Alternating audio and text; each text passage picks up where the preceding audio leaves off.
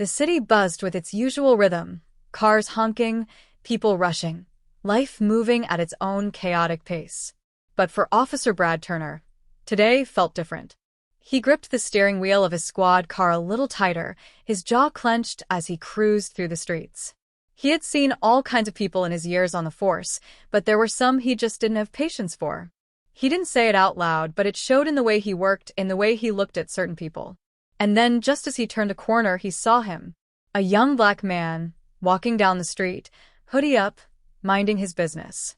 Brad's eyes narrowed. He didn't need a reason, he had a feeling. He flipped on his siren for no real reason other than instinct.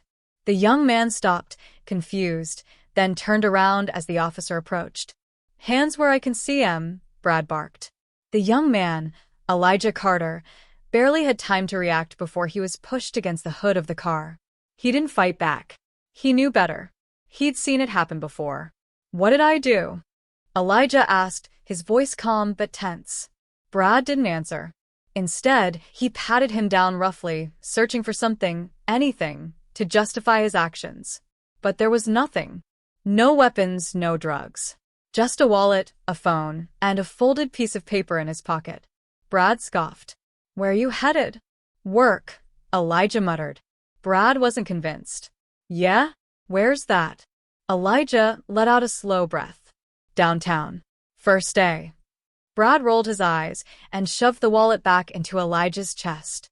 "Stay out of trouble," he muttered, before walking away like it was just another regular stop. Elijah watched as the officer got back in his car, shaking his head. He had no idea that in just a few hours, their paths would cross again, this time, in a way that would change everything. Because when Brad walked into his precinct later that day, feeling as confident as ever, ready to meet his new supervisor, the last person he expected to see sitting in that office chair was Elijah Carter. And Elijah? He just looked up, calm and steady, before saying two words that made Brad's stomach drop. "Have a seat." Brad froze. The air in the office felt heavier, the walls somehow closer. His heartbeat thudded in his ears, and for the first time in years, he didn't know what to say. His mouth went dry as he took a slow step forward, forcing himself to believe that this had to be some kind of joke. Maybe he was in the wrong room. Maybe this was just some elaborate prank by the guys in the department. But the nameplate on the desk was clear: Elijah Carter, supervising officer. Elijah leaned back in the chair, calm, almost too calm. His face gave nothing away, no anger, no smugness, just unreadable patience. He was in control now, and both of them knew it. Brad hesitated, then sat down, his hands gripping the sides of the chair as if steadying himself. He could feel the sweat forming on the back of his neck. Elijah finally spoke, his voice steady, measured. "I assume you remember me." Brad's throat tightened. "Look, if this is some kind of..." Elijah held up a hand, stopping him mid-sentence. "I don't need an explanation," he said, his eyes locking onto Brad's. "I know exactly what happened. I know exactly who you are." Brad's stomach twisted. He had dealt with plenty of tough situations before, hostile suspects, dangerous criminals, moments where life and death hung in the balance. But this was different.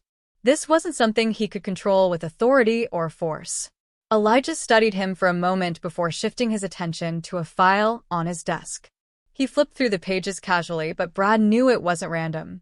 He was being evaluated, judged in a way he never had been before. "You've been on the force for what, 15 years?" Elijah asked, eyes scanning the file. 17, Brad corrected without thinking. Elijah nodded, tapping a finger against the paper. 17 years. Long time. He glanced up. "I imagine you've seen a lot." Brad swallowed hard. "Yeah, I have." Elijah leaned forward slightly. "And in those 17 years, how many times have you pulled over someone just because you had a feeling?" Brad's jaw tightened. "I don't profile." Elijah raised an eyebrow. "You sure about that?" Silence stretched between them. Brad could feel the weight of the moment pressing down on him. He had to say something, anything, to regain control of the situation. "I did what I thought was right," he muttered. "I was doing my job." Elijah didn't break eye contact. "Your job." He let out a quiet, Humorless chuckle. Was it your job to shove me against your car for walking down the street? To assume I was a problem before you even knew my name? Brad didn't answer. He couldn't. Elijah exhaled slowly and leaned back again, as if deciding something in his mind. He wasn't here to humiliate Brad. That wasn't the point. But there was a bigger lesson in this, and he wasn't going to let it slide. I want to be very clear about something, Elijah said, his voice calm but firm. This department has no room for the kind of behavior you showed today. I don't care how long you've been here. I don't care how many arrests you've made. What I do care about is whether or not the people in this city can trust the badge you wear. Brad tensed. He wanted to argue, to defend himself, but deep down, he knew there was no defense. What happened earlier had been wrong. He had been wrong. And now he was sitting across from the very man he had mistreated, and that man had the power to decide what happened next. Elijah let the silence settle before closing the file. I'm not here to get back at you, he finally said. That's not my style. But I do need to know one thing. Brad looked up, waiting. Can you change? Elijah asked. The question hung in the air, heavier than anything else that had been said. It wasn't just about Brad. It was about the department, the city, the people who had been on the receiving end of officers like him. It was about whether or not a man like Brad Turner could see the damage he had done and choose a different path. Brad didn't know how to answer. Because for the first time in his career, he wasn't the one in control. Brad sat there, feeling the weight of Elijah's question pressing down on him. Can you change? It echoed in his mind, over and over, as if the answer was buried somewhere deep inside him, somewhere he hadn't dared to look before. Elijah didn't push for a response. He just watched, waiting, his expression unreadable. Brad hated that. He was used to being the one who made people nervous, the one who had the upper hand. But now, sitting in front of Elijah, it felt like the roles had reversed. I don't. Brad started, then stopped. His throat felt dry. He wanted to say something quick, something to get past this moment, but he knew that wouldn't work. Elijah would see right through it. A sharp knock at the door made both men turn. A younger officer peeked in, hesitating when he saw Brad sitting there. Sir, the officer said, addressing Elijah. Captain wants to see you when you have a moment. Elijah nodded. I'll be there soon. The officer left, closing the door behind him, leaving the silence between them thick once again. Brad took a slow breath, shifting in his seat. Look, I get it, he said finally, his voice lower now. You think I'm just another cop who abuses his power. You think I don't care. Elijah studied him for a moment before responding. Do you? Brad hesitated. I don't know, he admitted, his own words surprising him. Elijah leaned forward slightly, folding his hands together. Let me tell you something, Turner. I didn't get to this position because I got lucky. I worked twice as hard to be here. And you know why? Brad stayed silent. Elijah's gaze didn't waver. Because I've been on the other side of that badge my entire life. I've been stopped for no reason. I've been treated like a suspect before I was ever treated like a person. And now I sit here in this chair, and I have to decide what kind of department I want to lead. Brad clenched his jaw. He wanted to argue, wanted to say that not all cops were bad, that the job was hard, that split-second decisions weren't always perfect. But deep down, he knew that wasn't the point. Elijah sighed, tapping a pen against the desk. I'm not asking you to be perfect. I'm asking if you're willing to do better. Brad exhaled sharply and stood up, gripping the back of the chair. He needed air. I need to get back to work. Elijah nodded slowly. We all do. Brad turned toward the door but stopped before opening it. He wanted to say something, but he didn't know what. Instead, he walked out, feeling Elijah's eyes on his back the whole way. Outside the station, Brad leaned against his squad car, rubbing a hand over his face. His head was pounding. He had thought this would be just another day, another shift, but instead, everything felt different now. As he stood there, he noticed a woman struggling with a stroller near the curb. Without thinking, he stepped forward to help, grabbing the other side and steadying it as she lifted it onto the sidewalk. Thank you, she said, looking up at him. Brad nodded, but his mind was elsewhere. We all do. Elijah's words wouldn't leave him alone. As he turned back toward his car, he spotted a group of young men sitting on a bench nearby, talking and laughing. For a brief second, he saw Elijah among them. Years younger, before the badge, before the title. Just a kid like any of them. Brad took a deep breath and got into his car. The day wasn't over, and neither was whatever this was, the thing twisting inside him, forcing him to see things differently. He wasn't sure what to do with it yet. But for the first time, he wasn't ignoring it. The drive home felt longer than usual.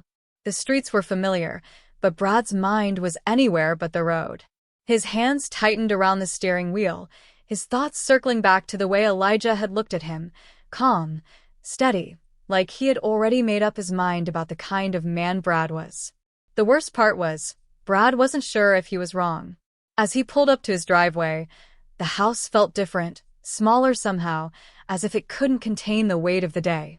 He stepped inside, barely acknowledging the hum of the TV in the living room. His wife, Sarah, sat on the couch, scrolling through her phone, but when she glanced up and saw his face, she frowned. "Rough day?" she asked, setting her phone down. Brad exhaled sharply. "Something like that." Sarah watched him carefully. "Want to talk about it?" He hesitated.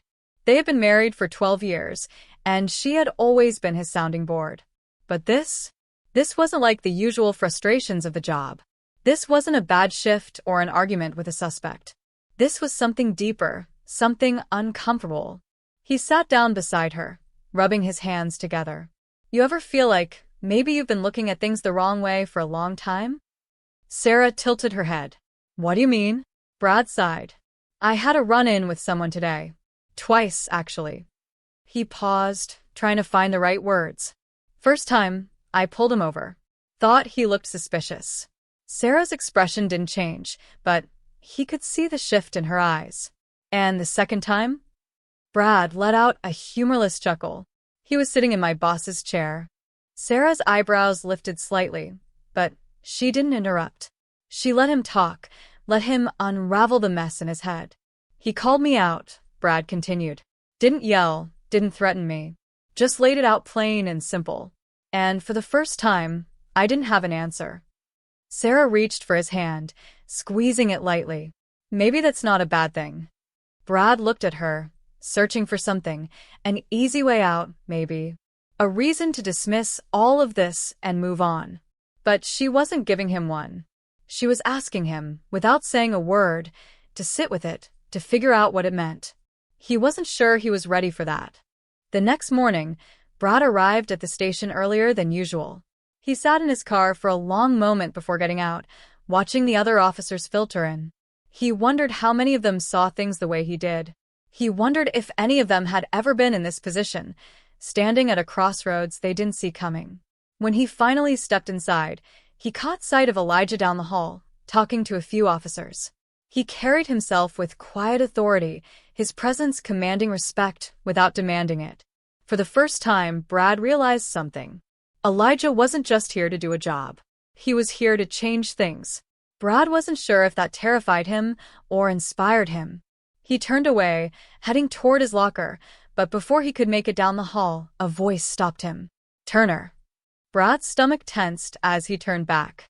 Elijah stood a few feet away, hands in his pockets, studying him like he was still trying to figure him out. "Got a minute?" Elijah asked. Brad nodded, following him into an empty briefing room. The walls were lined with department policies, old case files, and a whiteboard filled with notes from a recent meeting.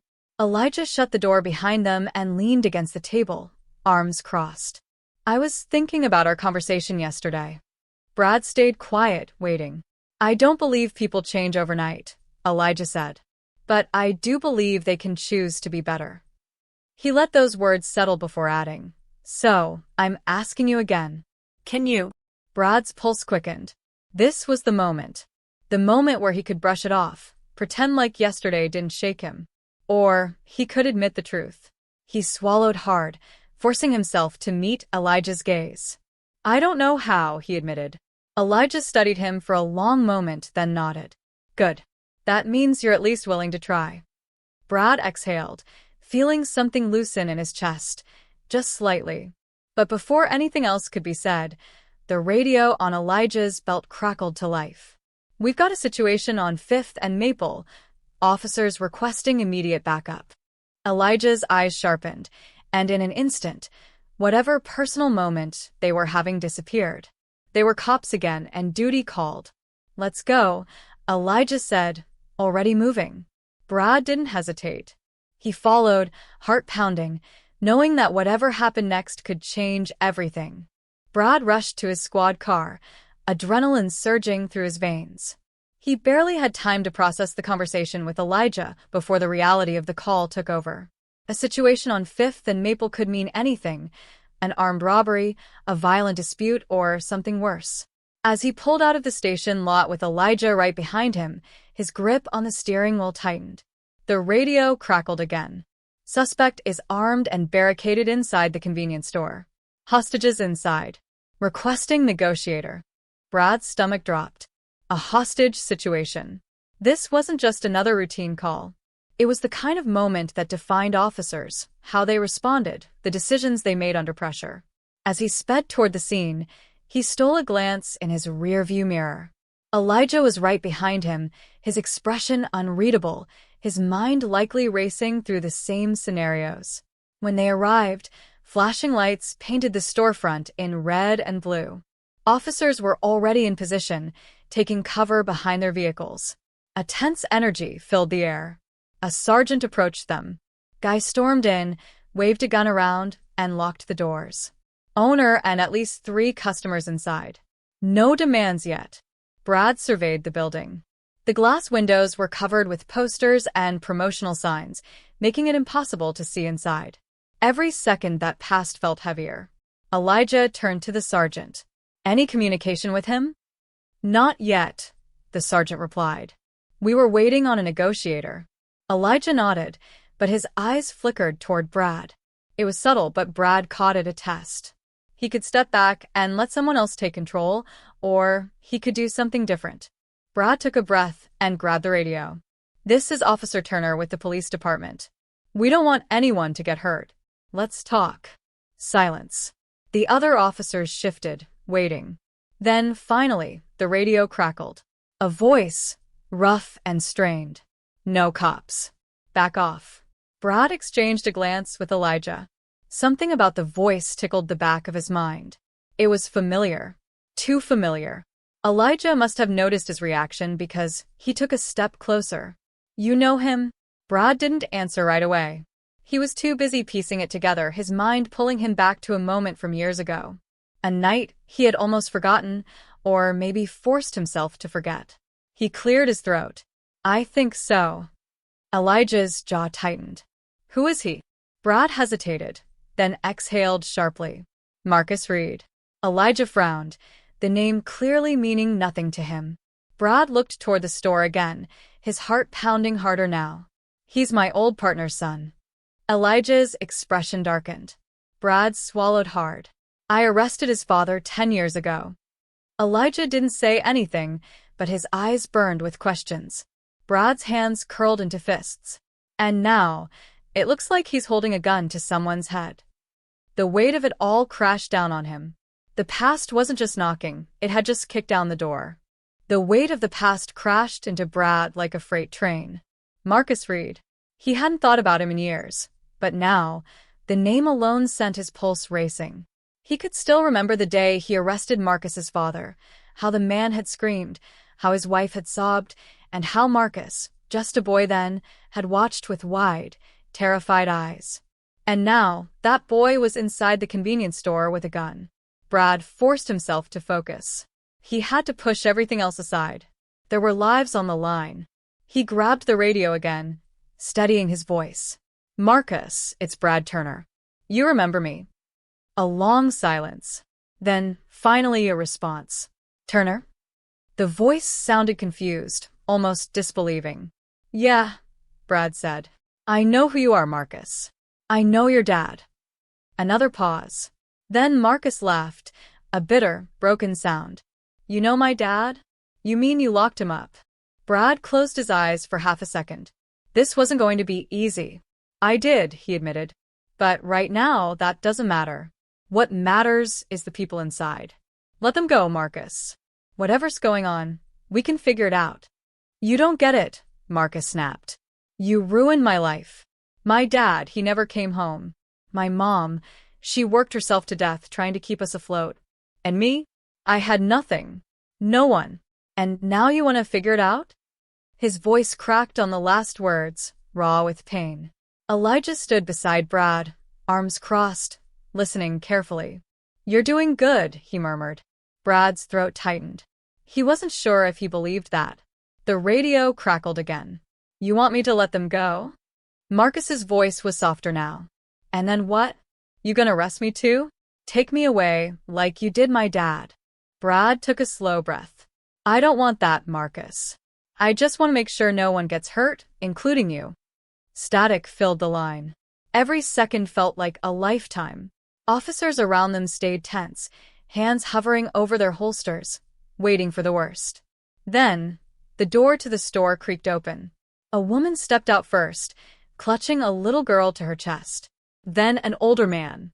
One by one, 3 hostages walked free. But Marcus didn't. Elijah's jaw tensed. He's not coming out. Brad knew why. Marcus had spent his whole life running from the past, from what had been done to him, from what he had lost. And now, even with the hostages gone, he probably thought there was no way out. Brad grabbed the radio one last time. Marcus, you did the right thing. But it's not over yet. Step outside. No one wants to hurt you. A long, excruciating pause. Then footsteps. The officers braced themselves. The store door opened again, and Marcus stepped out, gun dangling loosely from his fingers. His eyes locked onto Brad's, a storm of emotions swirling behind them. Anger, fear, exhaustion.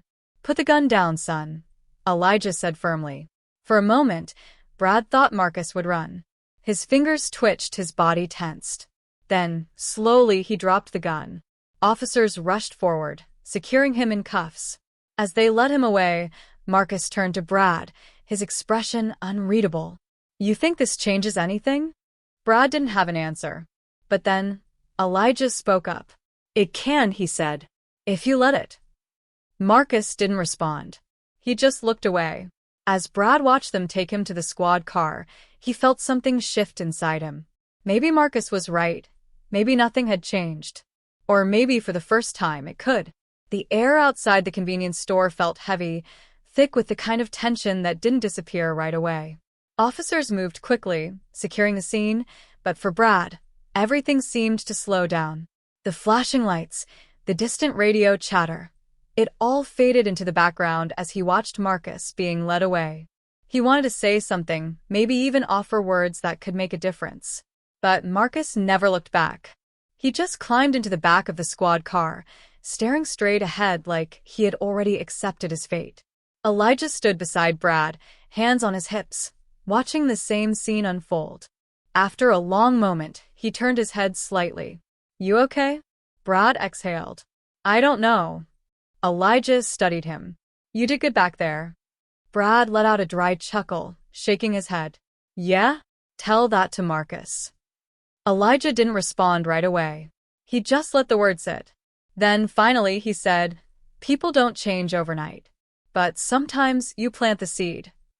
Brad glanced at him. That what you believe? Elijah nodded. I have to. The words lingered between them, heavy with meaning. An officer walked over, breaking the moment. We're taking him in now. You coming back to the station? Brad hesitated. He had every reason to go, to file his report, to go through the motions of another long night. But something inside him was telling him that this wasn't just another night. He shook his head. I think I need to take a walk. Elijah didn't push him. All right. See you back there. Brad turned away, hands in his pockets, and started down the street. The cool night air hit his face, clearing some of the noise in his head. He wasn't sure where he was going until he got there. A small, worn-down house stood in front of him, familiar, even after all these years. He had only been here once, the night he arrested Marcus's father. Back then, it had been loud, filled with shouting and anger. Now it was just quiet. Brad wasn't even sure why he had come. But before he could talk himself out of it, he walked up the steps and knocked. The door creaked open a few inches, and an older woman peered out. Her eyes were tired, her face lined with years of struggle. It took her a moment before recognition flashed across her features. "Officer Turner," she said, her voice barely above a whisper. Brad swallowed hard. "Mrs. Reed." A pause. Then, she opened the door wider. "You hear about Marcus?" Brad nodded. "He's safe." She let out a slow breath, her shoulders sagging with something that looked like relief, but also something deeper. "I always knew he was angry," she said after a moment, "but I didn't know how much." She looked up at Brad, her gaze sharp. "Was it really as bad as they're saying?" Brad hesitated, then answered honestly. "He let the hostages go. No one got hurt." Tears welled in her eyes, but she blinked them away. "Thank God." Brad stood there, feeling the weight of everything he wanted to say, but not knowing how. He wasn't sure what he had expected by coming here. Maybe some kind of closure. Maybe forgiveness. But all he could do was offer the truth. "He's not his father," Brad said quietly. "He made mistakes tonight, but he's not his father." Mrs. Reed studied him for a long time. Then finally she nodded. "I know." A heavy silence stretched between them before she finally spoke again. "You think they'll lock him up forever?" Brad wished he had a better answer. "I don't know, but I'll make sure they know he gave up without a fight." She nodded again, as if that was the best she could hope for. "Thank you." Brad didn't know what else to say, so he just gave her a small nod and stepped back. As he walked away, something inside him felt different. Lighter, maybe. Like for the first time, he was really starting to see things for what they were. By the time he got back to his car, his phone buzzed. A message from Elijah. "You still gonna show up tomorrow?" Brad stared at the screen for a long moment. Then he typed back, "Yeah, I'll be there." And for the first time in a long time, he actually meant it.